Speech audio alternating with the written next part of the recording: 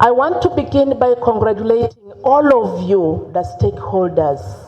I congratulate you because this has been a great milestone.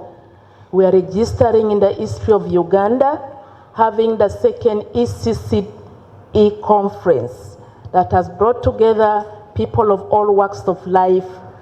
We have nothing else to say but to congratulate you and to thank you for sparing time for this day.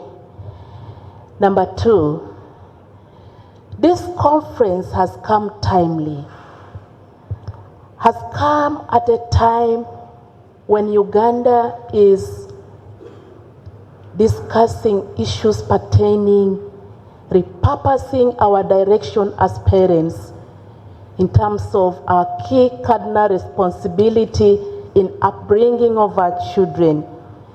It has come at a time when Uganda is discussing on issues pertaining morality, our dignity, our values, our cultural values, our religious values, and as a parent, our really roles in child upbringing.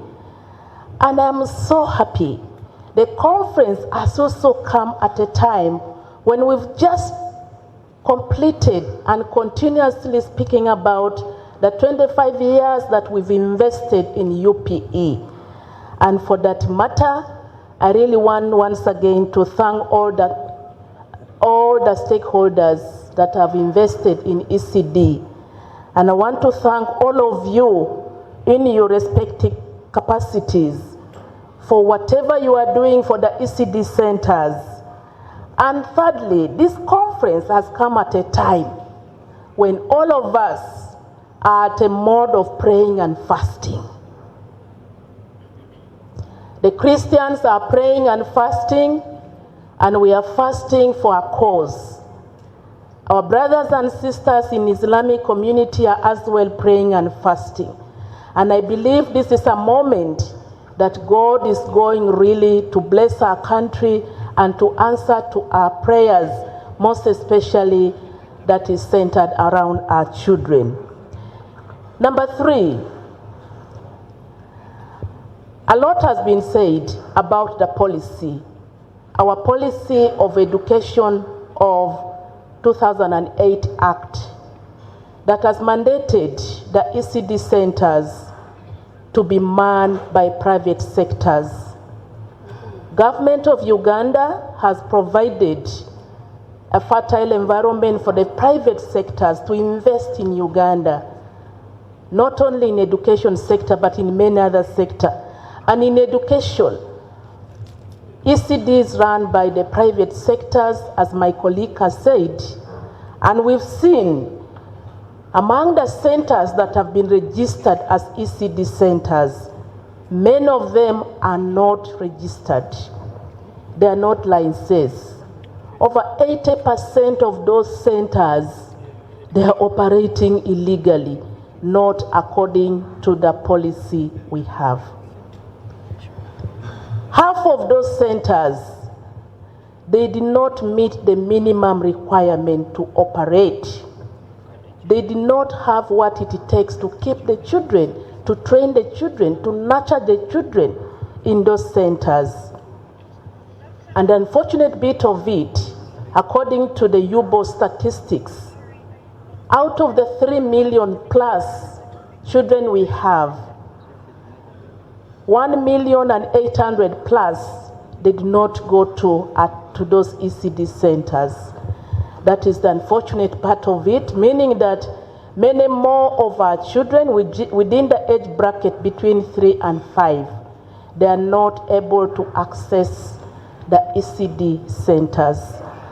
And in line with that, I want to request the district officials who are here and those who are not here, let's try as much as possible to work within the legal framework. Let's try and register those centers. It's not logical to have centers operating over 10, 20 years without legalizing the operation. I want to request all the officials in the district, in the ministry, the inspectors, let's try and do our work. God has put you in that position for a purpose. And lastly, we work as a whole government approach. This center is not only Ministry of Education. That's why you see the Ministry of Gender here. We have the Ministry of Health, because a child upbringing starts from the mother, by proper attending antenatal care, by proper delivery, and ensure this child attains the required development and growth. Because once this child is mismanaged, still in the womb, when the mother is not attending antenatal care, when the delivery is obstructed and we get the child with brain damage, we've seen among the children who are here with cerebral palsy, we have seen the children with Down syndrome, we've seen the children with all kinds of disability. And this is simply because the delivery point, some of them have been mismanaged. So I want to call upon all of us, let's take this as whole government approach so that we deliver the most needed service for our children. Allow me now to take you to the message of Mama and read it verbatim.